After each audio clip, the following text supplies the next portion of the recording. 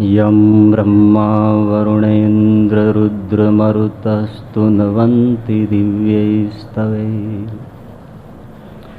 वेदैः साङ्गपदक्रमोपनिषदैर्गायन्ति यं सामगा ध्यानावस्थिततद्गतेन मनसा पश्यन्ति यं योगिनो यस्यान्तं न विदुः सुरासुरगणा देवाय तस्मै नमः।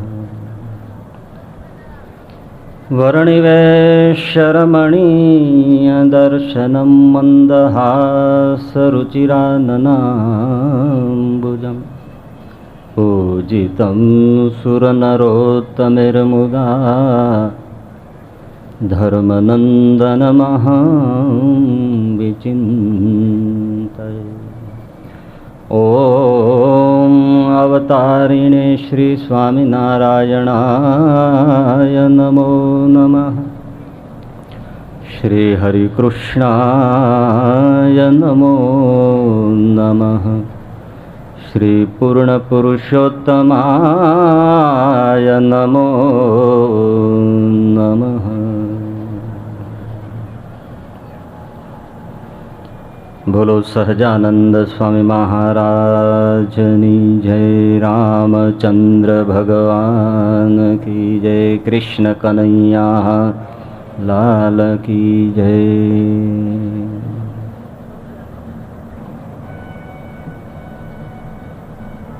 श्रीमद् भागवतनी आ पावन गंगा में आप सौ स्नान करवा माटे सद्भागी थया छो।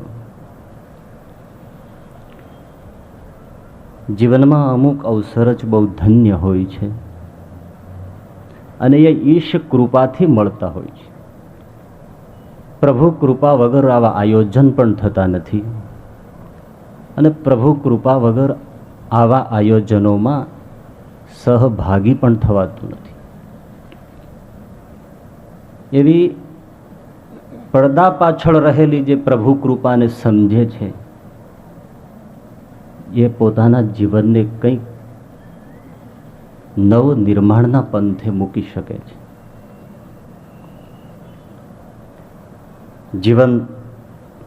જીવનની સાધના ઘણી અટપટી બાબતો છે। જેટલું સાંભળવું સહેલું છે એટલું આચરવું સહેલું નથી। આપણી એક પુરાણોગત એવી શૈલી છે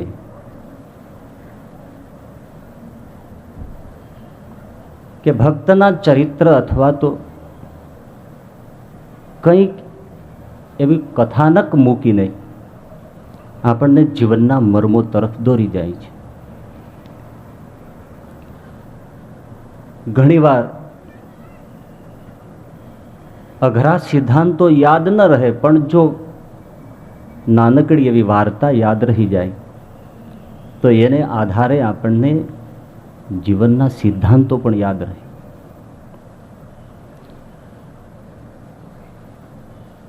तो एवी ज एक सरस मजानी नानकड़ी कहानी ध्यानथी सांभळजो। एक नगरी में बे चित्रकारो वसता था। बंने चित्रकारो महान हता। एमनी कलाने वंदन करवा पड़े। ए बंने चित्रकारोनी वच्चे स्पर्धा पण थती, हुंसातुसी पण थती। नगरना लोको घणी वखत एवुं इच्छता कि आ बंनेने वच्चे कंईक निराकरण सधाय। एक वखत आ प्रश्न ए नगरना सम्राटनी पासे आव्यो। सम्राटे ये बंने चित्रकारोने सांभळ्या पछी एम कह्युं, एम करो मित्रों, मारा राजमहल में हूँ एक खंड आपने आपू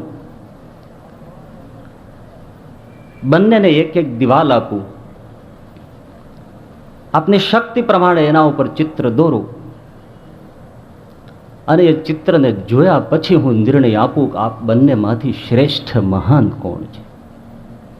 હા, જરૂર હું એને પુરસ્કૃત પણ કરું. 1 મહિનાની મુદત આપું છું, આપની કલા અજમાવો. સરસ મજાના રાજમહેલમાં એક ખંડમાં બંને ચિત્રકારોને એક એક દિવાલ અપાઈ.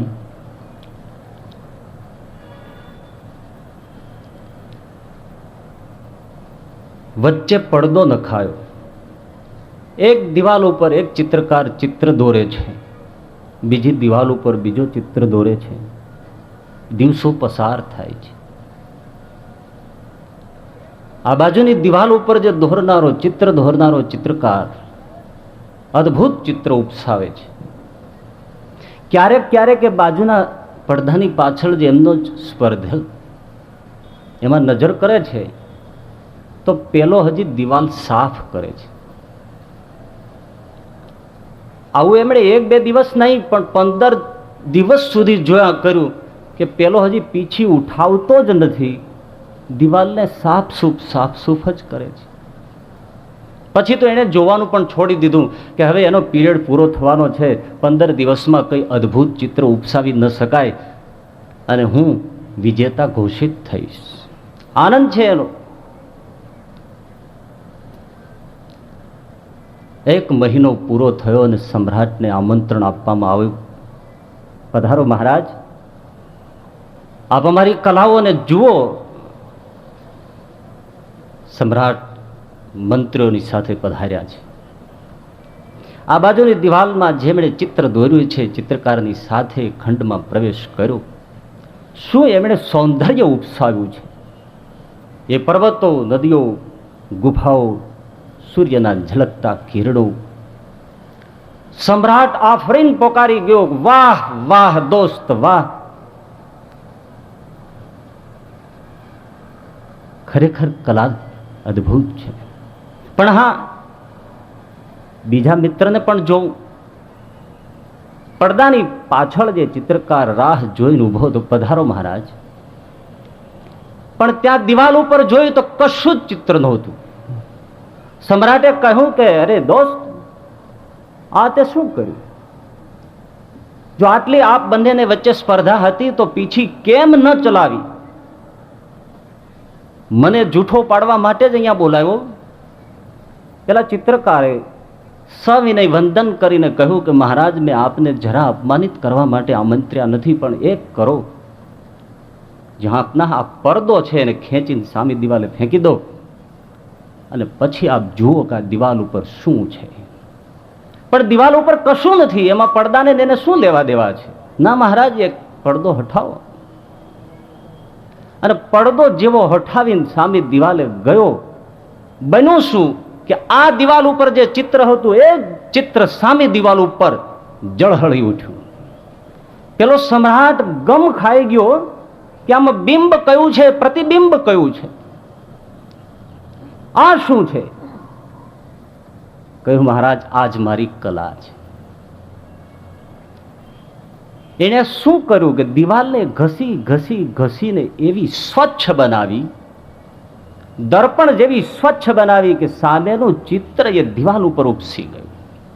અને એ કલા સામાન્ય નથી. સમ્રાટ નક્કી ન કરી શક્યો. જેટલું બિંબ સુંદર લાગતું હતું એનાથી વધુ તો પ્રતિબિંબ સુંદર લાગતું હતું. સમ્રાટ દોડી અને પેલા એ ચિત્રકારને બથમાં ઘાલીને ભેટી પડ્યું. ધન્ય છે, ધન્ય છે. કથા તો આટલી છે, પણ આ મારા ને તમારા જીવનની મર્મગાથા છે. આપણે કંઈ ન કરી શકીએ તો બસ આટલું જ. ધર્મ ગ્રંથોનું, ધર્મ પુરુષોનું આ બેઝિકલી છે કે આપણા દિલને એવું સાફ કરવાનું છે કે એ દિવાલ ઉપર, એ આપણી અંતઃકરણની સપાટી ઉપર પરબ્રહ્મ જળહળ જળહળ જળકી ઉઠે. એ સાફ દિલ કરવાની આપણી આ સાધના છે. બરછટ પથ્થરની દિવાલ ક્યારે ચિત્રને ઝીલી શકતી નથી. અને દર્પણની સપાટી ક્યારેય ચિત્રનો ઇનકાર કરતી નથી. દિલ સાફ છે એ જ પરમાત્માને ઝીલી શકે છે. જેનું દિલ પથ્થર દિલ છે એને પરમાત્મા ક્યારેય મળતો નથી. રૂબરૂ હોવા છતાં મળતો નથી. રાવણની સામે જ રામ હતા, એની મુલાકાત નથી થઈ. સ્વચ્છ દિલ વિભીષણ એને પરખે છે. અને જેનું દિલ સાફ નથી એને જ ફરિયાદ છે, ક્યાં છે પરમાત્મા, ક્યાં છે ભગવાન, વેર ઇઝ ગોડ, ક્યાં છે? બધું ડીંડક છે. હા, પથ્થરની દિવાલને હંમેશા એમ થાય છે ચિત્ર ક્યાં, પણ દર્પણની સપાટીને ક્યારે પૂછવા પણ નથી કે ચિત્ર ક્યાં છે. સતત એના ઉપર ચિત્રો ઝીલાય છે. એમ જેનું દિલ સાફ છે એને પૂછીએ કે ઈશ્વર ક્યાં છે? આ રહ્યો, અણુ અણુમાં છે. અણુ અણુમાં છે તો મને દેખાતો કેમ નથી? એ આપણું ખંડ દર્શન છે એટલે દેખાતો નથી. દરિયામાં વિહરતી માછલીએ એની માને પૂછ્યું કે માં, આજે હું ઘૂમતી હતી તો કાંઠા ઉપર લોકો ટોળે વળ્યા હતા અને બોલતા હતા કે દરિયો બહુ સુંદર છે, દરિયો બહુ સુંદર છે. હું ઘણી વાર જાઉં છું ત્યારે આવું લોકો બોલે છે, દરિયો બહુ સુંદર છે. તો માં મને બતાવ ને, દરિયો ક્યાં છે? એની માએ એની બચલીને ટપલી મારીને કહ્યું, અરે દીકરી, આ જ દરિયો છે જેમાં આપણે વિહરીએ છીએ, એ જ દરિયો છે. ના માં, આ તો પાણી છે, આ દરિયો ક્યાં છે? અરે બેટા, એ પાણી છે, એ જ દરિયો છે. ના, આ પાણી છે, દરિયો નથી. આ ખંડ દર્શન છે. દરિયામાંથી થોડું પાણી આપણે પાત્રમાં ભરીને ચાલ્યા જઈએ અને કોઈ સામે મળે અને આપણે પૂછીએ ભાઈ આમાં શું છે, તો એમ નહીં કહે કે આ દરિયો છે, એમ જ કહે છે આ પાણી છે. કેમ? એ સમુદ્રથી ખંડ થઈ ગયું, પણ એ જ પાણી દરિયામાં ભેળવી દો, આ શું છે? દરિયો છે. ખંડ દર્શન છે એટલે આપણને દેખાય છે કે આ મારું છે, આ તારું છે, આ એનું છે, આ પેલાનું છે, આ પેલાનું છે. આ વૃક્ષ છે, આ પહાડ છે, આ નદી છે, આ મનુષ્ય છે, આ પશુ છે, પક્ષી છે, આ વૃક્ષો થાંભલાઓ છે. એક એક ટુકડો ટુકડો નિરખીએ છીએ એટલે જ આ પળોજણ છે. સંપૂર્ણ વૈશ્વિક દ્રષ્ટિ સાફ દિલથી જ્યારે સ્વીકૃત કરે ત્યારે પરમાત્મા ક્યાં છે? આ રહ્યો. આવો સરસ મજાનો માણસ હાલે ચાલે બોલે, આવી જળ માટીમાંથી નિપજેલું પુષ્પ ખુશ્બો પ્રસરાવે. રામકૃષ્ણ પરમહંસે કેશવ સેનને એમ કહ્યું કે બેટા, આ રહ્યો પરમાત્મા, મને દેખાતો નથી. રામકૃષ્ણ પરમહંસે ટેબલ ઉપર ગુલાબનું ફૂલ મૂક્યું ને કહ્યું, કેશવ, આ શું છે? કે ગુલાબનું ફૂલ છે. હું કહું છું નથી. અરે મને દેખાય છે. તો ભાઈ, એવી જ રીતે મને પરમાત્મા તારી જેમ સામે બેઠેલો દેખાય છે. હું ઇનકાર કેમ કરું? તને દેખાતું નથી તો તારી અભાગ્યતા, એમાં હું શું કરું? તારી દ્રષ્ટિનો દોષ. ખંડ દર્શન છે એટલે પરમાત્મા ક્યાંય દેખાતો નથી. અખંડ દર્શન, સમ્યક દર્શન, જેને બુદ્ધ કહે છે, એને સ્વચ્છ દિલથી સમજવાનું છે. હા, આપણે બધી વસ્તુઓને ચોખ્ખી ઈચ્છીએ છીએ. કપડાં, મકાન, ગાડી, હવા, પાણી, ખોરાક, બધી જ વસ્તુઓને આપણે ચોખ્ખી ઈચ્છીએ છીએ. કોઈને ગંદી ગમતી નથી. ચોખ્ખું નથી મળતું એ મારા તમારા દુર્ભાગ્ય છે. આ દેશમાં ચોખ્ખું પાણી પણ નથી મળતું એ પછીની વાત છે, પણ બધા ઈચ્છે છે ચોખ્ખું. બધી બાબતો ઉપર ચોખ્ખાઈની ઈચ્છા. ઓઇલ, ખાવાનું તેલ પૂછે તોય કે ફિલ્ટર છે. અરે હા ભાઈ, ડબલ ફિલ્ટર છે. લો, શુદ્ધ, અણિશુદ્ધ, પરિશુદ્ધ, માઇક્રો રિફાઇન્ડ સિંગ તેલ લોકોને ગમે છે. પણ એક જ વસ્તુની આપણી બેદરકારી કે આપણું દિલ સાફ જોઈએ, એને તરફ કોઈની નજર નથી. ભૌતિકતાની શુદ્ધિને ચોખ્ખાઈ જોઈએ છે. સાચી સફાઈ દિલની છે. અરે કપડા ભી ધોયા સાધુ, અંચળા ભી ધોયા રે, पर हजी लगी अपनो मन वो ना धोयो, मेरे लाल लाल मेरा दिल में संतो, लागी वैरागी रामा, जोयूं में तो जागी रे। દિલ સાફ, દિલ ધોવું છે તો શેનાથી ધોવાય? દરેક વસ્તુને પોતપોતાની શુદ્ધિનું સાધન હોય છે. લોખંડમાં કાટ ચડ્યો હોય તો એને ધોવા માટે કેરોસીન જોઈએ, કેરોસીનમાં ડુબાડો, સાફ થઈ જાય. સુવર્ણને શુદ્ધ કરવું હોય તો એમાં તેજાબમાં નાખો, શુદ્ધ થઈ જાય. એને કેરોસીનમાં ડુબાડો, સુવર્ણ શુદ્ધ ન થાય. મોઢું ધોવું છે, કપડું ધોવું છે તો પાણી જ જોઈએ, એને કેરોસીનથી મોઢું ન ધોવાય. કપડાને કેરોસીનથી ન ધોવાય, એને તેજાબમાં ન નખાય. અમારે એક સ્વામીજી સરસ મજાની ઊનની ધાબળી હતી, હું જલ્દી ધોઈ નાખું, કે એવી ધોઉં કે આમ ઉજળી બગલાની પાંખ જેવી કરું. કોસ્ટિક સોડા દ્રાવણ કરીને એમાં નાખી ઊનના કપડાને ધોવું, એ પણ કળા જોઈએ, નહીતર ફૂહડ જેવી બૈરા બધું બગાડી મારે. કોસ્ટિક સોડાનું દ્રાવણ કરીને એમાં હરખાતા હરખાતા નાખ્યું, ડોલમાં ડુબાવી દીધી. ને હમણાં અડધો કલાક થાય, મેલો ઓગળી જાય ને આવીને ધબધબાવીને પછી એને સરસ મજાની જોઉં. અડધો કલાક હરવા ફરવા ગયા ને આવ્યા, બાલટીમાં હાથ નાખ્યો તો કાગળનો માવો થઈ જાય એમ ઊનની ધાબળી લોચો થઈ ગઈ. બરાબર મારે ત્યાંથી જ નીકળવાનું. મેં કીધું આ શું રમાડો છો? મને કહે છે આ તો બધું ઓગળીને ડૂચો થઈ ગયું, હવે આનું શું કરવું? મેં કીધું એનો ગોટો કરો, એક બાજુ તમે ને એક બાજુ હું રમીએ. જેમાં જે ધોવાય, હાથ પગ મોઢું શરીરની શુદ્ધિ પાણી જોઈએ. અને આમ વિચાર કરતા લાગે ભગવાને જળ બનાવ્યું છે, જુઓ તો ખરા કેટલી કૃપા છે. સ્કૂલમાં શિક્ષક બાળકોને શીખવતો હતો કે મિત્રો મને ઘણીવાર એવો વિચાર આવે છે કે ભગવાને આ પાણી બનાવ્યું ન હોત તો શું થાત? એક વિદ્યાર્થી બોલ્યો, સાહેબ દૂધ ચોખ્ખું મળત.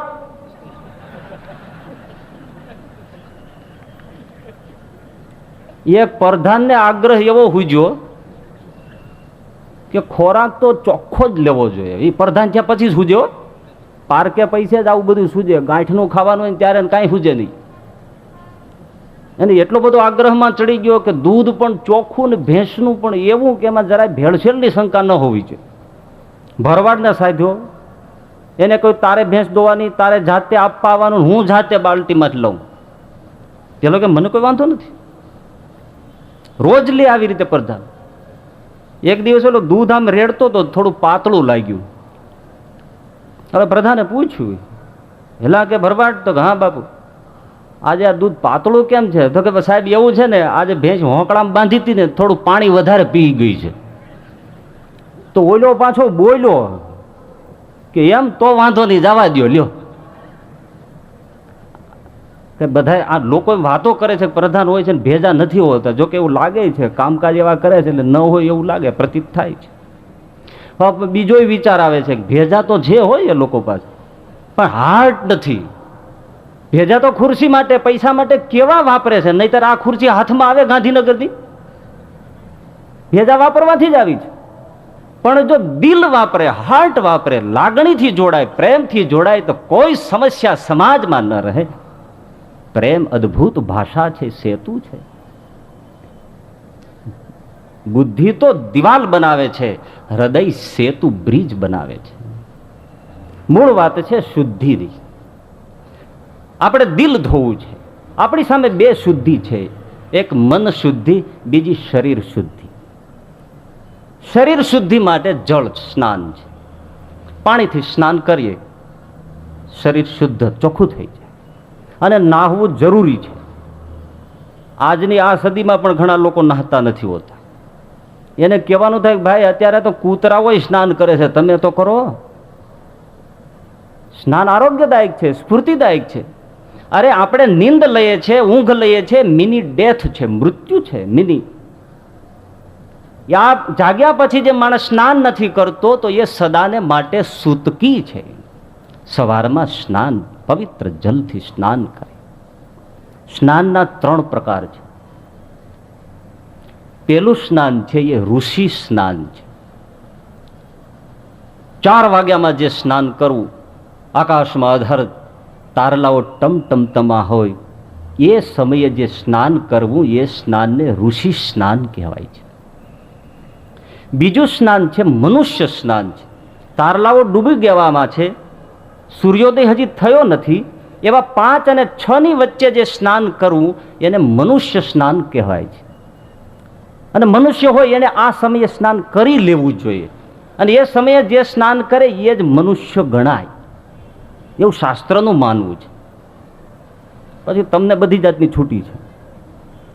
એ 3જા નંબરમાં આવે છે. એ 3જા નંબરનું સ્નાન, પહેલું સ્નાન ઋષિ સ્નાન, બીજું મનુષ્ય સ્નાન અને ત્રીજું રાક્ષસી સ્નાન છે. એ 8, 9, 10 વાગે ગમે ત્યારે કરી શકો. સૂર્યોદય પછી જે સ્નાન કરવું એ માનવ સ્નાન નથી, એ રાક્ષસી સ્નાન છે. આજે લોકો પડ્યા હોય છે 8, 9, 9, 10, 10 વાગ્યા સુધી. ભાઈ કોઈ હુતા હોય ખોટું લગાડતા નહીં હોય, તમારી પોઝિશન તમે સંભાળો. પણ 8, 9 વાગ્યા જેમ ઢુવામાંથી રીંછડું ઊભો થાય એમ ઊભો થાય ભાઈ. અને હવે તો ફેશન ચાલે છે ને લુંગી પહેરીને, ખબર નથી પડતી, મને તો હજી સુધી સેટ નથી થતું. લુંગીના કલર લોકો કેમ પસંદ કરે છે એ કે આંખને ગમે એવો નથી. અસલ મદારી પણ એવો કોથળા જેવો લાગે, શોભતી નથી. 8, 9 વાગે ઉઠું. મેં લંડનમાં એક જણાને બેઠા હતા, પૂછ્યું, મેં કીધું તું કેટલા વાગે ઉઠે છે? મને કે 10, 10:30 ઉઠું. મેં કીધું ભલા માણસ જુવાનીઓ છે, સત્સંગમાં આવે છે ને આવી રીતે 10, 10:30 ઉઠવાનું? મને કે પણ આમ હું 10, 10:30 ઉઠું છું, પણ આમ હું શિક્ષાપત્રી પ્રમાણે ઉઠું છું. મેં કીધું શિક્ષાપત્રીમાં તો સૂર્યોદય પહેલા ઉઠવાનું કીધું છે, તું તો 10, 10:30 ઉઠે છે. તો કે એમાં છે જોયા જેવું. કઈ રીતે? કે હું અહીંયા 10, 10:30 ઉઠું ત્યારે ઇન્ડિયામાં 5 જ વાગ્યા હોય, એટલે શિક્ષાપત્રી પ્રમાણે ઉઠું છું. આવા અર્થ તો એને જ સૂજે. હવે જેને નથી સમજવું એને સમજે, મરી જાવ તો ન સમજે. મૂર્ખને બોધ ન લાગે એને 4 વેદ ભણાવો, માસ્તર ભૂલી જાય ઉલટાનો. શિક્ષક સ્કૂલમાં બાળકોને વહેલા ઉઠવાની આદત પડે એટલે સમજાવતો હતો, જો મિત્રો નાનકડી વાત કહું, વહેલું ઉઠવું જ જોઈએ, બાલ બુદ્ધિ આરોગ્યદાયક છે. અને એમ ન સમજાવતું હોય તો લો એક દાખલો આપું. હંમેશા બિલાડી વહેલી ઉઠે છે તો એને સવારમાં વહેલા ફરવા જતા ઉંદરનો ખોરાક મળી જાય છે. બોલો, ત્યાં એક છોકરો ઊભો થયો, પણ સાહેબ એ ઉંદર મોડો ઉઠ્યો તો બચી જાત ને, એ નકામો વહેલો ઉઠ્યો. નથી સુધરવું ન સુધરે. આજે લોકોના ઊંધા જીવન થઈ ગયા. એક તો મોડી રાત. હવે જોજો બધા જેમ જેમ રાત ગળશે ને એટલે જેમ બધા મકોડા જેમ રાફડામાંથી બહાર નીકળે ને માણસો બહાર નીકળશે, રેકડીઓ પર ચોંટી જાય છે. એ 1-2 વાગ્યા સુધી ખાણી પીણી, મોડા સુધી ખાવું પીવું, ન જોવાનું જોવું, હરવું ફરવું, કચરો શરીરમાં આંખમાં ઇન્દ્રિયોમાં ભરવો અને પછી મોડેથી ઉઠવું. બસ આ આજની લાઈફ થઈ ગઈ, રાક્ષસી લાઈફ. અને ઘણા તો સવારે ઉઠીને પાછા વળી પથારીમાં પડ્યા બેડ ટી લે, બીડા ફૂંકે. આપણે પૂછ્યું કે આવું બધું શું કામ કરો છો? તો કે આ ન પીવું ત્યાં સુધી મને જાજરૂ જવાનો કોલ લાગતો નથી. અરે રે રે, આ પરતંત્રતા તને કરવાની જરૂર શું હતી? ગમે ત્યારે ઉઠીએ ત્યારે ઓલરેડી ના હોય.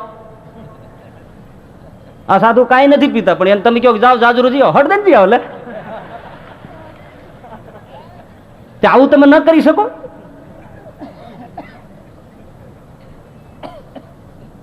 સ્નાન કર્યા વગર માણસે ક્યારેય મુખમાં જલ, ફળ, અનાજ કંઈ મૂકવું ન જોઈએ. એ સાચો મનુષ્ય છે. વાંચો શિક્ષાપત્રી. ભગવાન સ્વામિનારાયણે લખેલી નાનકડી શિક્ષાપત્રીને આજે હું તમને એક ખાલી અપીલ કરું કે હાથમાં લઈને એકવાર વાંચી જોજો. સાદા પ્રિન્સિપલ.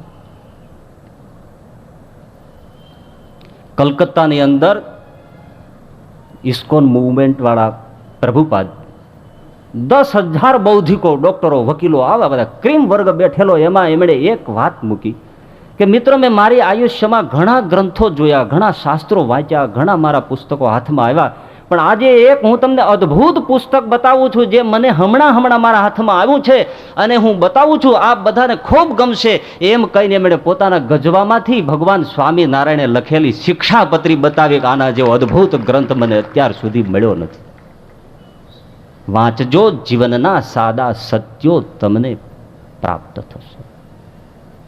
તો શરીર શુદ્ધિ માટે જલ સ્નાન, પછી બીજું સ્નાન છે તીર્થ સ્નાન છે. ભારી મહિમા છે. લોકોના ટોળે ટોળા તીર્થોમાં ઉમટે છે, સેંકડોની સંખ્યામાં. મરી જાય તો જાનથી ભલે મરી જાય, પણ જાવું એ જાવું, નાવું એ નાવું.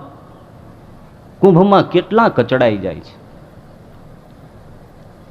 અને તીર્થોય અનંત છે, કોઈ પાર નથી. ગંગા, ગોદાવરી, કાશી, કાવેરી, કૃષ્ણા, દ્વારિકા, રામેશ્વર, જગન્નાથપુરી, બદ્રી, કેદાર, ત્રિવેણી, સંગમ, જ્યાં જુઓ ત્યાં ટોળા ને ટોળા છે. લોકો ધન્યતા થઈ જવાય, ધન્ય થઈ જવાય એવી ભાવથી જાય છે. જવું જોઈએ. એકવાર જઈએ તો આ જીવતર કામનું શું, પવિત્ર થઈ જવાય. અને આપણે ત્યાં તો ગંગાનો અદ્ભુત મહિમા. એમ ગમે તેવા પાપ કર્યા એકવાર ડૂબકી મારો, ખલાસ, બળીને ભડકો, બધા દરિયા ભેળા. મારો વિચાર આવે છે કે જો આટલું બધું સહેલું હોય, ગમે તેટલા પાપ કરો, ગંગામાં ડૂબકી મારો અને બધું જો ધોવાઈ જતું હોય તો 400-500 રૂપિયાની ટિકિટ મોંઘી ન કહેવાય. કાંઈ મોંઘી ન કહેવાય. જલસા મારો.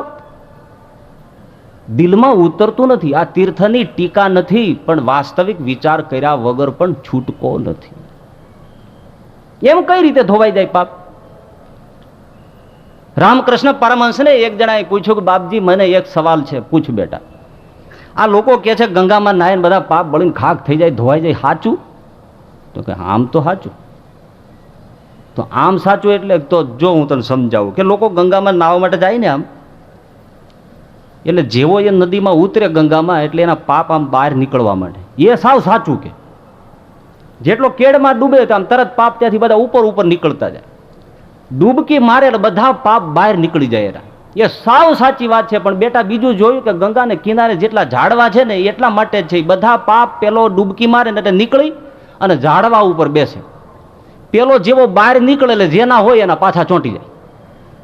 તો બાપજી આમાં ધોવાણું શું? આ તો એનું એ રહ્યું. તો પછી તું મને કહે છો એનું એ રહ્યું, પણ ગંગામાં 1000 વાર સ્નાન કરી આવ્યો, એ બદલાણો કોઈ? એના એ જ પાછા આવે. એના એ જ ગોરખ ધંધા, એની એ જ લુચ્ચાઈ, એની એ જ વ્યભિચાર, એના એ જ કૂડ કપટ દળ છંગા, બધું એ જ છે. ઉલટાના લોકો એક બે દુર્ગુણ લઈને ન આવે ને તો સારું. તીર્થોમાં જાય છે ને પાપ ધોવાઈ જાય છે એવું બેટા તને કોને કીધું? એમ ધોવાતું નથી. એનો અર્થ એવો નથી કે તીર્થ જૂઠા છે. તીર્થ તો હરેક સંપ્રદાયમાં, હરેક ધર્મમાં, વિશ્વમાં બધે જ મહિમા છે. પવિત્ર જળનો મહિમા છે. હિન્દુ ધર્મમાં સ્નાન કરવાનો મહિમા છે, તો બીજા ધર્મોમાં આચમનનો બધાનો મહિમા છે. તીર્થો સત્ય છે, પણ જનારની વૃત્તિ સત્ય નથી. એક જણો ટ્રેનમાં બેસીને હરિદ્વાર ગંગાજી જતો હતો, એટલે બાજુવાળાએ પૂછ્યું કે ક્યાં જાઓ છો? તો ગંગાજી સ્નાન કરવા જાય છે. આ બધા જીવતરના પાપ ધોવાઈ જાય. હવે બે વાતો કરે છે ને એમાં ટીટી આવ્યો, એટલે પેલો ઊભો થઈને હટકી ગયો. ટીટી બધી ટિકિટ ચેક કરીને વયો ગયો. એટલે પેલો આવીને પાછો જાત્રાએ જનાર હતો ને આવીને બેઠો. એટલે બાજુવાળાએ પૂછ્યું કે ભાઈ તું આમ ક્યાં વયો ગયો હતો? હમણાં આ ટિકિટ ચેક કરવા આવ્યો હતો, તું ક્યાં ગયો હતો? તો કે ટિકિટ લીધી છે જ કોડે. તો કે ભલા માણસ તું જાત્રા કરવા જાય છે અને આ ધંધા? તો કે જો ભલા માણસ આપણે જવું છે તો પાપ ધોવા જવું છે ને એક વધારે ધોતા આવશું, લ્યો બસ. હવે આવી ખોરી ટોપરા જેવી ભાવનાઓ, મૂળથી જ પાયો બગડેલો. અને તમે સમૂહમાં ગયા છો કોઈ મેટાડોરમાં મિની બસ બાંધીને, તમે જુઓ લોકોને, અમે ઘણા જાત્રાળુ જોયા છે. એ મિની બસ કે મેટાડોર કે નાની જીપ લઈને ગયા હોય એ લોકોના સ્વભાવનું દર્શન કરજો તમે. એક જગ્યાએ હોલ્ટ કરવા માટે તો બાજી આવી જાય, બોલો. કારણ કે એને કોઈ તીર્થના વ્રતની ખબર નથી, એને કોઈ નિયમની ખબર નથી. બસ જવું જવું એટલે જવું, જઈ આવે, પાપ બળી જાય, બસ. દક્ષિણમાં તીર્થોમાં અમે હતા, એક જગ્યાએ એવું બન્યું કે સાથે આવનારા ખુશ થઈને આવ્યા. એટલે અમે પૂછ્યું કેમ આટલા બધા ખુશ થઈ ગયા? અરે કે સ્વામીજી જમાવટ થઈ ગઈ કે અહીંયા કાથી બહુ સસ્તી મળે, 2 ટ્રક કાથી ખરીદી લ્યો. તીર્થમાં જઈને જ વેપાર ધંધો આનું આ છે. આ લોકો કઈ ભાવનાથી જાય છે? તિરુપતિ હમણાં ગયો તો મેં એને પૂછ્યું કે કેવું રહ્યું? અરે કે ખુશ થઈ જાવ, 2 રૂપિયાને 1 લાડુ. તો લાડુ માટે ત્યાં ગયો તો તું? વાંદરાઓ તો એવા કે આપણા હાથમાંથી કેળા ખાઈ જાય, સિંગ ચણા ખાઈ જાય. કેટલા રૂપિયા ખર્ચીને તિરુપતિમાં વાંદરાને સિંગ ચણા ખવડાવવા ગયો. તિરુપતિ લક્ષ્મીપતિની તો કોઈ વાત જ આવતી નથી, દર્શનની કોઈ મહિમાની કોઈ વાત નહીં. એટલે મુંબઈના વિપિન પરીખ બહુ સરસ લખે છે બે પંક્તિમાં, મને મેવાડમાં મીરા મળી નહીં, મને વૃંદાવનમાં રાધા મળી નહીં. મને મેવાડમાં મીરા મળી નહીં, મને વૃંદાવનમાં રાધા મળી નહીં, પણ કદાચ એમાં મારો પણ દોષ હોય. શું મેં મુંબઈ છોડ્યું જ ન હોય? ભેળું ભેળું બધું મગજમાં ભર્યું હોય અને હું ભર્યો હોઉં. કોઈ જતું છો કાશી ને કોઈ જતું છો મક્કા, મન તો બેઠું રાજ કરે ને પગ તો ખાતા ધક્કા. ભલે ભટકે. અને આવી રીતથી જવાથી તીર્થોની પરિસ્થિતિ બગડી ગઈ. તમને વધુમાં વધુ તીર્થોમાં ગુંડા મળશે. એક ધોયેલું લુગડું તમારે કોરું મૂક્યું નહીં પોસાય. બોલો, હરિદ્વાર આ પેલા ત્રિવેણી સંગમમાં તો મેં સ્નાન કર્યું છે, પણ આપણા ધોતિયા હાથમાં રાખીને નાવું પડે, નહીતર એ ઉપાડી જાય. લો, હવે બધા તીર્થોમાં જ રહેનારા છે, પણ લુચા લફંગા તમને બીજે ન મળે એટલા તીર્થોમાં મળશે. પરિસ્થિતિ બગાડવામાં આવા ઘણા બધા કારણો જનારાઓના છે. અને ગંદકી, અવ્યવસ્થા. એક વસ્તુ કેવી પડશે, શીખના જે કોઈ દેવસ્થાનો અને મુસ્લિમ ધર્મના તીર્થો, તમને ત્યાં ડિસિપ્લિન મળશે, સભ્યતા મળશે, શાંતિ મળશે, સ્વચ્છતા મળશે. અને આપણે એક એક તીર્થમાં તમે જુઓ, પવિત્ર કુંડમાં આમ તમે આચમન લેવાનું મન ન થાય. ગંદકી આટલી, અવ્યવસ્થાનો પાર નહીં. એ આપણે સમજવાનું છે. અમે નાસિક ગયા હતા, સાથે બધા સંતો, નાહવા માટે અમે કપડાં બદલતા હતા. કપડાં બદલીને તૈયાર થઈને જેવા કાંઠે નાવા ગયા, ત્યાં દૂર ઉભેલો પોલીસ ભાઠો લઈને દોડ્યો, અહીં નાવાનું નથી. તો અમે કીધું, ભલા માણસ, તારી નજર સામે કપડાં બદલતા હતા તો તારે કેવું જોઈએ ને કાંઈ સ્નાન કરવાની બંધી છે? તો કે અહીંયા સ્નાનની બંધી છે, કપડાં કાઢવાની બદલવાની ક્યાં મનાઈ છે? કાઢો. અવ્યવસ્થા, નીતિમત્તા, પ્રામાણિકતા કોઈ જોવા નહીં મળે. તો એ તીર્થો છે એ સત્ય હોવા છતાં ગમે તેટલા ભટકીએ, શું મળે? સમજવાનું છે એમાં. એનો અર્થ એવો નથી કે ન જવું, જવાનું છે, એ પણ ભાવ છે. કબીરની પાસે સંઘ આવ્યો ને કબીરને કીધું, ચાલો ને અમે બધા દક્ષિણ ભારત બાજુ તીર્થોમાં જઈએ છીએ, અમારી સાથે ચાલો. કબીર કે, બાપા મારે તો નથી આવવું. અગર આપ જેવા મહાત્મા સાથે હોય ને તો તીર્થમાં વધારે મજા આવે, આવો. બહુ આગ્રહ કર્યો એટલે છેવટે કબીરે કીધું, ભાઈ મારે નથી આવવું, તમે એમ કરો અમારી તુંબડી લઈ જાઓ, એ મારું પ્રતિનિધિત્વ કરે, બસ જાઓ.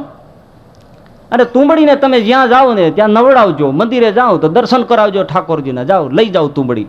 68 તીરથ કરીને પાછા આવો, મારી તુંબડી એવી ને એવી પાછી આપજો, બસ આટલું કરો. બહુ સરસ મજાની માર્મિક કથા.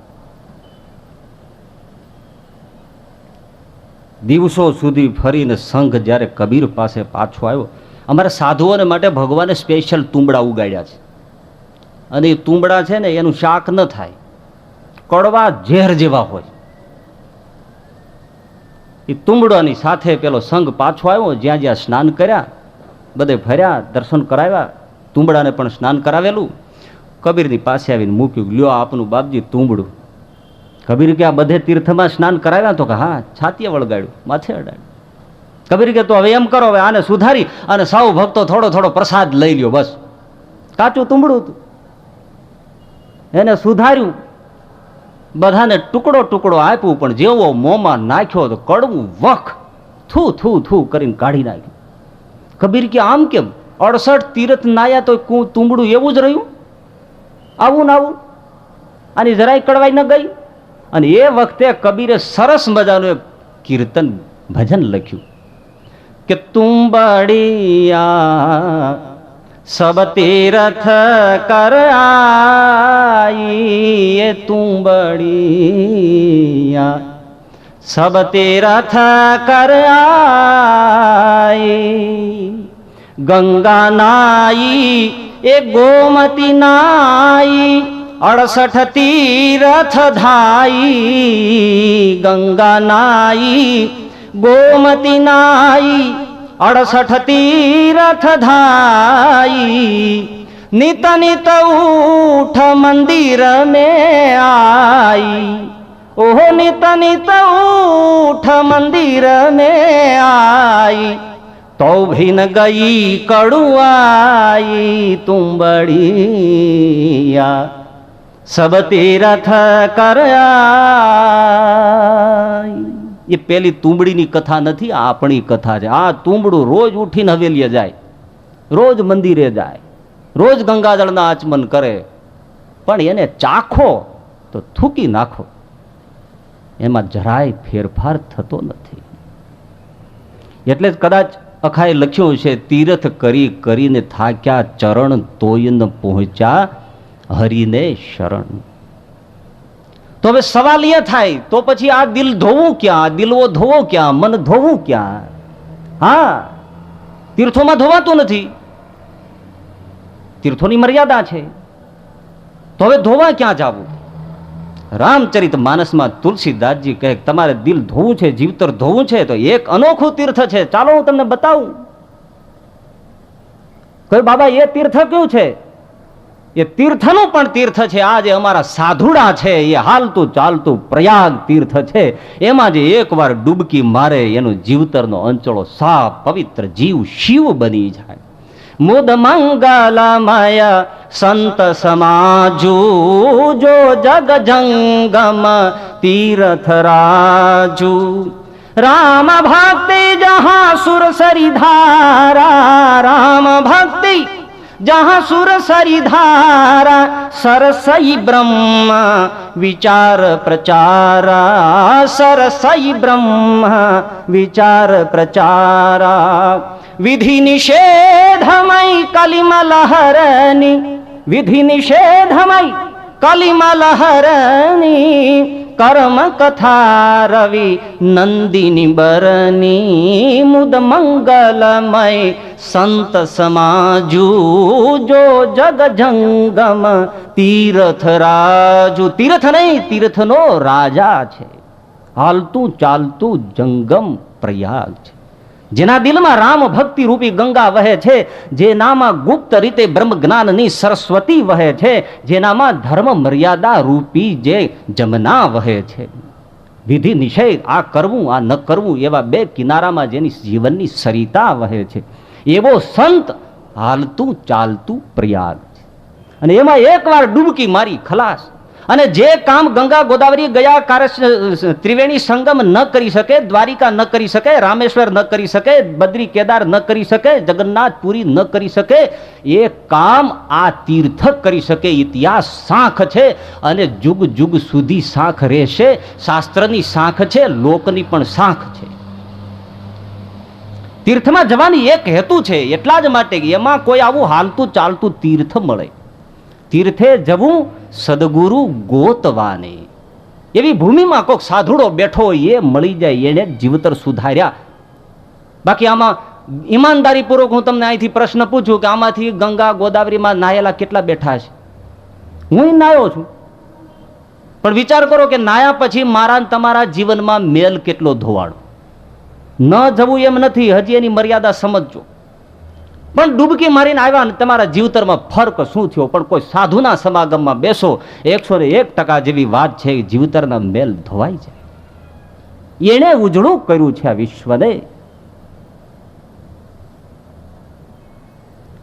વાલિયો લૂંટારો કલ્પી ન શકાય કે આદિ મહાકવિ વાલ્મીકી બને। એ તીર્થોમાં ઘણીવાર ગયો છે, કોઈને મારીને લૂંટીને પાછો આવેલો છે, પણ એને હાલતું ચાલતું પ્રયાગ એને નારદ સંત મળ્યા, પલમાં એ મહા ઋષિ બની ગયો। એટલે તુલસીદાસજીએ લખ્યું, મજ્જન ફલ દેખિયું તત્કાલા, દેખીએ તત્કાલા, કાક હો હિ પીક બકવું મરાલા। કાગડો કોયલ થઈ જાય, બગલો હંસ થઈ જાય। એ નારદના તીર્થમાં વાલિયાએ ડૂબકી મારીને મહા ઋષિ વાલ્મીકી થયો। બોલો, આ કાગડો હંસ થઈ ગયો। આ તીર્થ છે। એટલો ક્રૂર માણસ પણ સારસ અને સારસી બેલડીનું જે પારાધીપ દ્વારા જે શિકાર થયો જોઈ ન શક્યો। કેટલી કરુણા, ક્રૂરતા ધોવાઈ ગઈ। સંત તીર્થ છે, મહાતીર્થ છે। પેલો અંજારનો બહારવટીયો લૂંટારો હત્યારો જેસલ, જેના નામ સાંભળીને છોકરાઓ ફાટી પડે એવો, એને કોઈ તીર્થે સુધાર્યો નથી. એ તો સાધુને કાપી નાખતો, મૂર્તિઓને તોડી નાખતો, સુવર્ણના અલંકારો મૂર્તિના લૂંટી લેતો, સગી બેનના ટુકડા કરનારો, ભાણેજોની હત્યા કરનારો જેસલ. એક ભાભીએ મેણું માર્યું કે મરદ આવા દેડકાઓને શું ડાંભે છે. તો જા સોરઠમાં, સોનગઢમાં, ત્યાં તોરલ રાણી, તોરલ તરવાર અને તોરલ ઘોડી, એને તું કબજે કર તો હું માનું કે તું સાચો જાડેજો છે. બાકી આવી રીતે શું બિચારા મચ્છરોને હેરાન કરે છે. રોમ રોમ રોમ રોમ રોમ જેસલને લાગ્યું કે લાથ કરું. દરિયો ખાડી ઓળંગીને સોરઠની ધરા ઉપર જેસલે પગ માંડ્યો. આવ્યો સોનગઢ. જગનો જાહેર બહારવટીયો લૂંટારો હત્યારો જેસલ, કરોડો યુવાન. સોનગઢમાં પૂછતા પૂછતા એ તોરલનું ઘર શોધી કાઢ્યું. રાત ભાંગી છે ભાઈ. દિવાલ ઠેકી અને એ જેસલ અંદર કૂદી પડ્યો છે. શું જોયું? તોરલ મધ્યમાં બેઠી છે,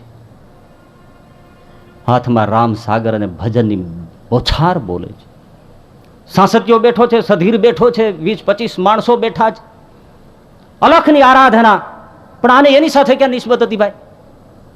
વિચાર કર્યો કે ઘોડાર જોઈ લઉં અને તોરલ ઘોડી જો કબજે થઈ જાય તો બસ. ગયો ઘોડારમાં, આંખ ઝીણી કરીને જોયું ત્યારે દેવાંશી ઘોડી ઘોડારમાં ઝૂલે. આ હા હા, જેવા વર્ણનો સાંભળ્યા હતા એવી આજ હાથ લાગી. મારી ભાભીએ મેણું ખોટું નથી માર્યું, પણ ઘોડારમાં પગ મૂક્યો ભાઈ. જાનવર એવા છે, ગંધીલા હોય છે. એની ગંધ આવતાની સાથે તોરલે હણહણાટ કર્યો. આ ગભરાયો, ખીલો ખેંચી નાખ્યો ઘોડીએ, બહાર નીકળી. જેસલને છુપાવવું પડ્યું. ગભાણમાં ઘોડીને માટે રાખેલા ઘાસની નીચે જેસલ બહારવટીયો છુપાઈ ગયો. ભજનમાં ભંગાણ પડ્યું, કારણ કે ઘોડી હણહણાટ ઉપર હણહણાટ કરે. સાંસતીયો ઊભો થવા ગયો તો તોરેલે કહ્યું, અરે મરદ તમે બેસો બેસો, ભજનનો તાર સાંધો, હું જાઉં છું.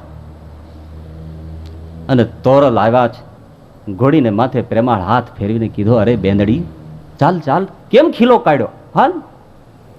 જેસલ ઘાસના ઢુવામાં ઝીણી નજરે જુએ છે તો તોરલના રૂપ જોઈને ભાન ભૂલ્યો. ઓહો, જેવી તોરલ ઘોડી એવી જ તોરલ રાણી. આહ, રૂપ નિરખે છે, કબજે કરીને જવું છે. તોરલે ઘોડીને પંપાળી એની મૂળ જગ્યાએ લાવી અને એક લાકડાની મોગરી, એટલે કે હથોડા જેવો એનો આકાર હોય, એ લઈ અને એનો ખીલો એને ધરતીમાં ધરબીને ઘોડીને બાંધી દેવા માટે એને હાથ ઉકામ્યો. પણ એ વખતે જેસલનો હાથ એ બાજુ. અંધારું છે, કઈ દેખાતું નથી ખાસ. આછા અજવાળામાં પણ ન દેખાયું. એ ખીલો તોરલ રાણીએ જેસલના હાથ ઉપર આવ્યો, પણ જેસલભાઈ મરદ પુરુષ છે, હાથને ખેંચતો નથી. ખીલો એના ઉપર ધરવા એક જ પ્રહારની સાથે ધરતીમાં ખીલો ઝડપી દીધો. હું કારો ન કર્યો મરદ બચ્ચાએ. અમારે એક દરબારનો છોકરો તો બાયણામાં આંગળી આવી ગઈ, 3 આંગળીનો ભેંચા નીકળી ગયા. તો કે જોવો જોવો ને, આ શું થઈ ગયું છે? લે, એક છોકરાને એક્સિડન્ટ થઈ ગયું, આ મોઢું મોઢું છોલાઈ ગયું, નાળિયેરના છોડા ઉતાર્યો એવું થઈ ગયું. ડોક્ટર પાસે લઈ ગયા. ડોક્ટર જોઈને કે તમે અહીંથી વ્યા જાઓ, આ હું નહીં લઉં. ઓલો કે ન કરતો કાંઈ નહીં, અરીસો તો દે, મારે મોઢું જોવું છે. હાલે લે. અમુક હોય નરમાટી, અને આપણે ઉંદરડી આમ દેખાય તો આપણે ભરાઈ ચડી જાય. જેસલ મરદ છે ભાઈ, છાતી છે. ક્યારેક ક્યારેક વિચાર થઈ જાય કે ભગવાન કોકને કઈ માટીમાંથી ઘડે છે ખબર પડતી નથી. ઓહો, મહાત્મા ગાંધીને કઈ માટીમાંથી ઘડ્યો હશે. ભજન પૂરા થયા છે. તોરલ પોતાને હાથે લઈને બધાને પ્રસાદ આપે છે. 5 હાથની કુબલી કરી એક એકના હાથમાં પ્રસાદ આપે. રામ બોલો ભાઈ, રામ રામ, લો પ્રસાદ. હાથમાં પ્રસાદ આપે. પણ એક જણનો પ્રસાદ વધ્યો એટલે તોરલે કીધું, બેલીઓ, આ કોઈ જગ્યામાં એક જીવતો માણસ બેઠો છે જેનો પ્રસાદ આ ખૂમચામાં વધે છે. આ ઠાકોરની થાળી છે, પ્રસાદ વધે નહીં. તપાસ કરો, અહીંયા કોઈ છૂપો છે ને પ્રસાદ વગરનો રહે છે. મહાસાધવી સંહારી તોરલ તપાસ કરે છે. તોરલે કહ્યું કે એમ કરો, ઘોડી હજી હણહણે છે, એમાં ચાલો.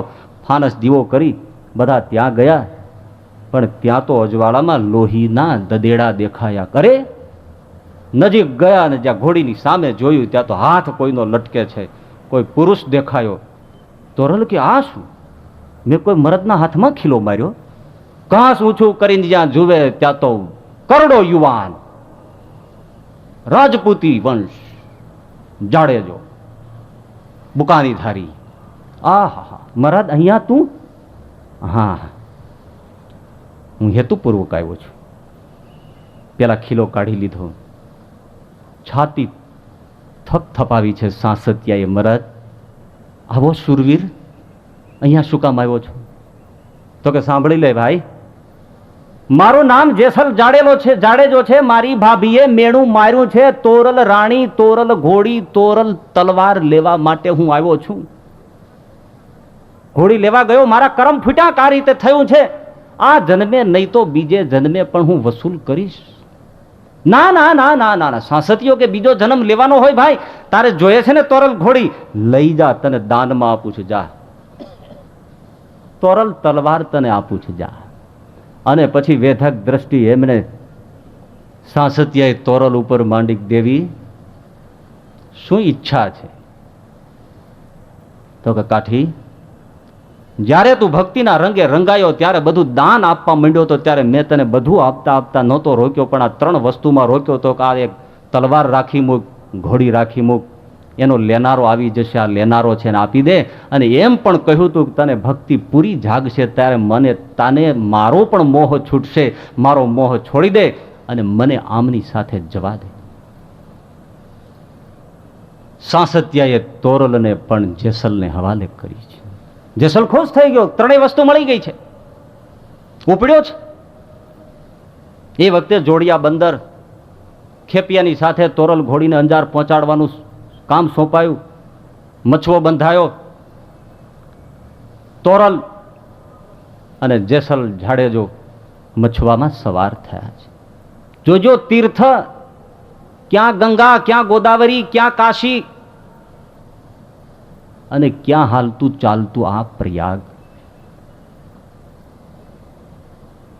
ધીમે ધીમે નૌકા ભાઈ મધ દરિયામાં ગઈ. પવન બદલાયો, કુવાસ્તંભ મેળો ચચડાટી બોલાવા, સઢના ચૂરે ચૂરા થયા.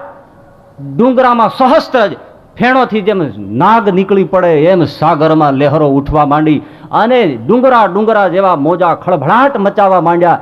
હોડિયું આમથી હાલક ડોલ થવા માંડ્યું.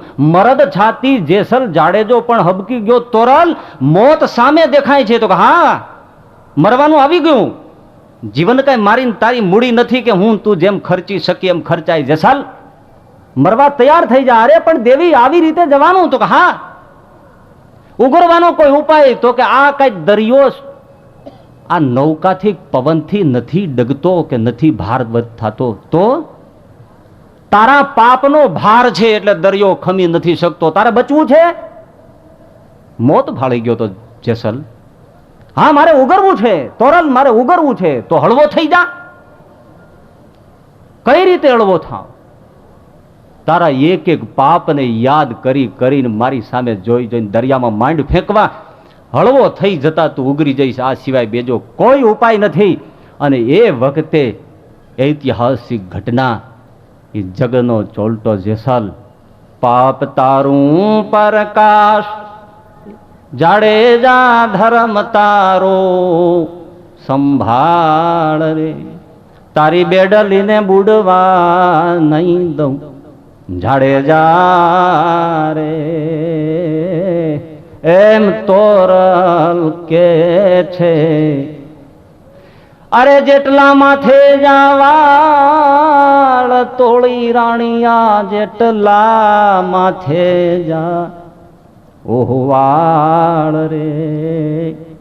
એટલા કરમ તો મેં કર્યા તોળા દે રે. એમ જેસલ કે છે.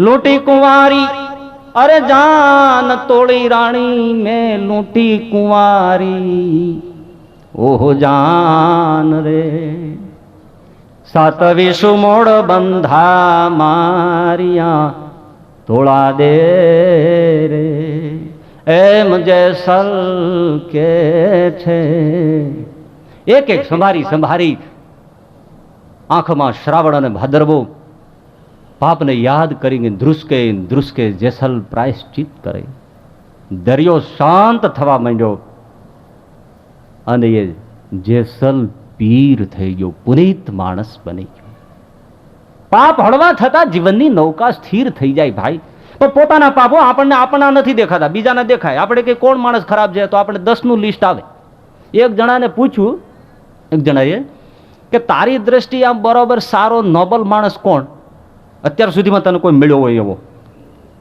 બહુ સરસ મજાની વાત તો પેલો કે હવે એ છે ને નામ આપવાનું છે તો કે હા નામ આપ મને ખબર પડે કે તને અત્યાર સુધીની લાઈફમાં એવો કોણ સારો સાચો નોબલ માણસ મળ્યો તો કે જવા દે ને નામ આપવાનું નામ આપીશ નો તને એમ થશે કે હું મારા પોતાના વખાણ કરું છું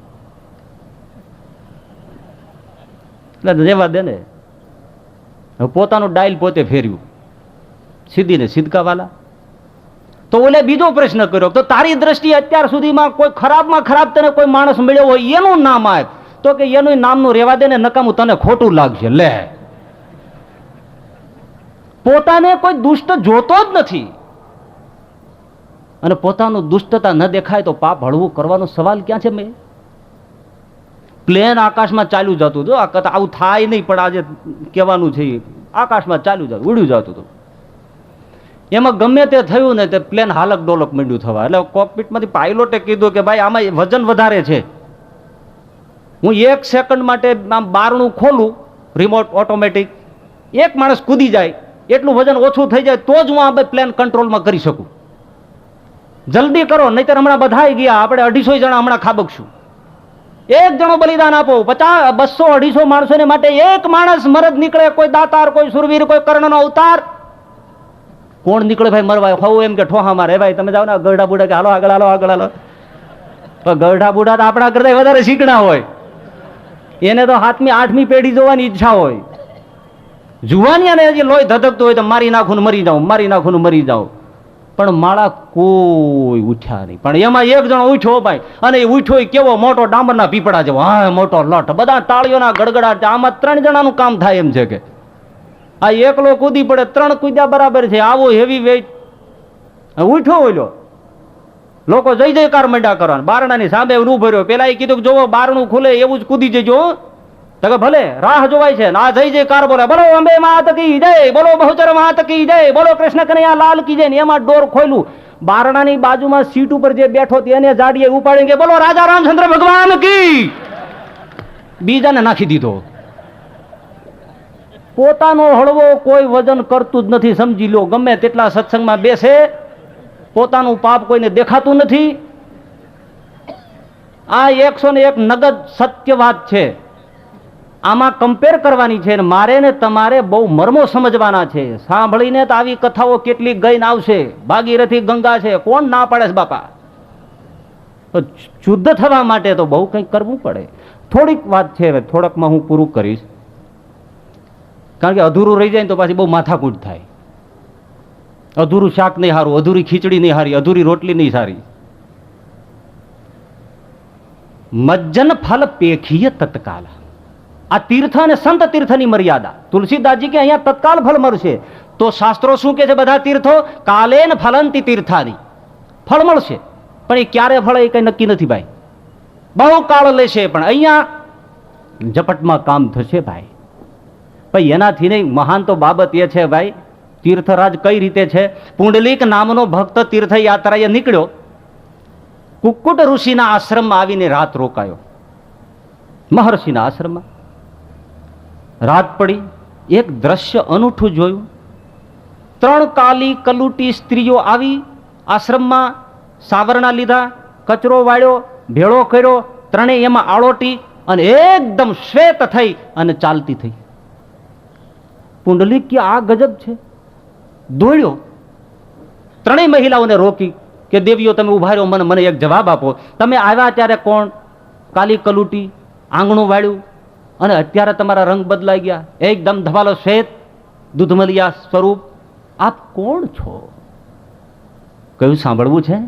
હા, હું ગંગા, યમુના અને સરસ્વતી, અમે ત્રણ છીએ. અમારામાં દુષ્ટ અને પાપી લોકો આવી આવીને સ્નાન કરે છે, અમે અભડાઈ જઈએ છીએ, અમારા વાન બદલી જાય છે. ત્યારે મહર્ષિના આશ્રમમાં આંગણું વાળી એનો કચરો ભેળો કરી એમાં અમે આળોટિયા મારી અને ચોખ્ખા થઈને પછી પાછાના મૂળ સ્વરૂપમાં અમે જતા રહીએ છીએ. ભાઈ, મૂળ સ્વરૂપમાં જઈએ છીએ. આ જંગમ તીર્થ રાજ છે. તીર્થી કુર્વંતી તીર્થાની. તીર્થોનું સર્જન કેમ થાય છે? કોઈ સંતના ચરણે અને ભગવંતના ચરણે તીર્થનું સર્જન થાય છે. તીર્થને પણ પુનિત તત્વ આપનાર સાધુ સમાજ છે, ભગવાન તત્વ છે, એટલે મહાન છે. તીર્થો જેની આશા કરે છે, કબ આવે હરિકો દાસ, મહાન છે. પરંતુ આપણી આસપાસમાં જ એવું તીર્થ હોય ત્યાં નજર નથી જતી, અને જે હરિદ્વાર ને કેદાર સુધી લાંબા થાય ન જવું એવું નથી, અમે જઈએ છીએ, પણ આજુબાજુ જે એવું તીર્થ બેઠું હોય ને ત્યાં જઈને જઈએ તો આપણને તીર્થની ધન્યતા અનુભવાય. ન જાય, ઘરમાં બેઠું હોય, પાદરમાં બેઠું હોય, ન જાય. અમારે અગતરાયના પર્વતભાઈનો દીકરો યાત્રાએ સંઘની સાથે જુવાનીઓની સાથે ઉપડ્યો. શ્રીજી મહારાજ એટલે ભગવાન સ્વામિનારાયણ હયાતીની આ ઘટનાની વાત છે. પર્વતભાઈ તો મહાભક્તરાજ, સમાધિનિષ્ઠ, સંકલ્પ માત્રથી સમાધિ કરાવી શકે, સમાધિ ઉતરાવી શકે, 24 અવતારે નજર સમક્ષ ખડા કરી દે એવો સમાધિનિષ્ઠ ખેડૂત. એનો દીકરો જાત્રાએ નીકળ્યો. પર્વતભાઈને થયું કે ખેતીનું કામ છે, છોકરાને વેન લીધું, પણ એક કીધું કે તું જાય એનો મને વાંધો નથી, પણ કારિયાણીમાં સદગુરુ ગોપાલાનંદ સ્વામી બેઠા છે, એમને જે નારાયણ કરીને જજે. ભલે બાપા, એટલું રાખીશ. છોકરો ઉપડ્યો, આવ્યો કારિયાણી. સદગુરુ ગોપાલાનંદ સ્વામી એક નાનકડી ઓરડી આજે પણ છે, એમાં બેઠા હતા. પણ પેલા એ પગ મૂક્યો ત્યાં જોયું શું? નાના નાના 6-7 વર્ષના ભટુરિયા બાળકો, રૂપના રૂપકડા, ગુલાબના ફૂલને શરમાવે એવા છોકરાઓ, ટોળું બેઠેલું. એટલે પેલા પૂછ્યું સ્વામીને કે સ્વામી, આ બધા કોણ છે? આવા ગામડામાં છોકરા રૂપકડા હોય એવું બને નહીં, કારણ કે એને તો બે નાકમાં ઇન્ડિકેટર્સ ચાલુ હોય, આવન જાવન કરતા હોય એવા જોયા. આ કોણ છે? એને પૂછ ને, એને પૂછ કોણ છે. જ્યાં પૂછ્યું એકને, ભાઈ તમે કોણ છો? હું બદ્રીનાથ, હું કેદાર, હું ગયા, ઓહો રામેશ્વર. અરે 68 તીર્થ છે બેટા, ગણી લે. પેલો અવાક થઈ ગયો, સ્વામી હું તીર્થમાં નાવા જાઉં છું ને 68 તીર્થ તો તમારી પાસે આવે છે? તો કે સાંભળ બેટા, મારી પાસે તો આજ એક જ દિવસે આવ્યા છે, પણ તારા બાપને દર્શને 68 તીર્થ રોજ આવે છે. તું ક્યાં ઉપડ્યો? એ બાપના ચરણમાં 68 તીર્થ છે. ઘરમાં કાશી, ઘરમાં મથુરા, ઘરમાં ગોકુળિયું ગામ, મારે નથી જાવું તીર્થ ધામ. અને છોકરો પાછો વળી ગયો. ભાઈ, તુલસીદાસજીએ પ્રયાગની ઉપમા આપી. ભગવાન સ્વામિનારાયણે સારંગપુરના 7મા વચનામૃતમાં સંત સમાજને નૈમિષારણ્ય ક્ષેત્રની ઉપમા આપી. સંત સમાજ છે, નૈમિષારણ્ય ક્ષેત્ર છે. મનોમય ચક્રની ધારા જ્યાં બૂઠી થઈ જાય, તીર્થમાં જાઓ ઇન્દ્રિયોના વિકાર નહીં નીકળે, પણ સંત પાસે બેસશે ને એમાં જો ડૂબકી મારશે તો વિષયના ભોગ ક્ષીણ થવા માંડશે. સારંગપુરનું 7મું વચનામૃત. તો સંત મહાન છે, તીર્થ મહાન છે. તીર્થે જવાનું છે, પણ સંતને શોધવા જવાનું છે. એવો મળી આવે તો જીવન ધન્ય થઈ જાય. અને બાજુમાં હોય પણ ઓળખાય નહીં, આપણી પાસે એવી દ્રષ્ટિ આવે કે જેથી કરીને એવા તીર્થને ઓળખીએ ને પાવન થઈએ. મહાતીર્થ છે એટલે એક જ વસ્તુ કહી શકાય કે સંત ચરણ્ય મહાતીર્થ છે. સત્સંગમાં ડૂબો એ શુદ્ધ થાય ને થાય. પણ એક વસ્તુ હવે યાદ રાખવાની છે કે ગરમી વરસતી હોય ને ત્યારે જંગલમાં ચંદનના વૃક્ષોને આસપાસ વીંટળાઈને ઠંડક મેળવવા માટે સાપ વીંટળાઈ જાય, પણ એને એટલી ભાન છે ગમે તેમ એ મોઢું પવનની દિશાથી ઉલટું રાખે. કારણ કે જો એ ચંદનના વૃક્ષને મોઢું અડાડી દે તેનું તમામ ઝેર ઉતરી જાય, મોઢું છેટું રાખે. એમ સત્સંગમાં બેસીએ અને આપણે જો આપણી વૃત્તિને જો દૂર રાખીએ તો ચંદનનું વૃક્ષ કોઈ કામયાબી નહીં આપી શકે. તો આજે જોગ મળ્યો છે, જીવનની કંઈક કથા વ્યથા અને ગાથા કહેવાનો, આજે આપણા વિચારો અહીંયા અટકાવીએ છીએ. હજી ઘણા દિવસો છે, વિશેષ ચર્ચાઓ આપણે આગળ ઉપર લેતા જઈશું. અહીંયા આ સેશનને સમાપ્તિ આપીએ છીએ. બોલો સહજાનંદ સ્વામી મહારાજની.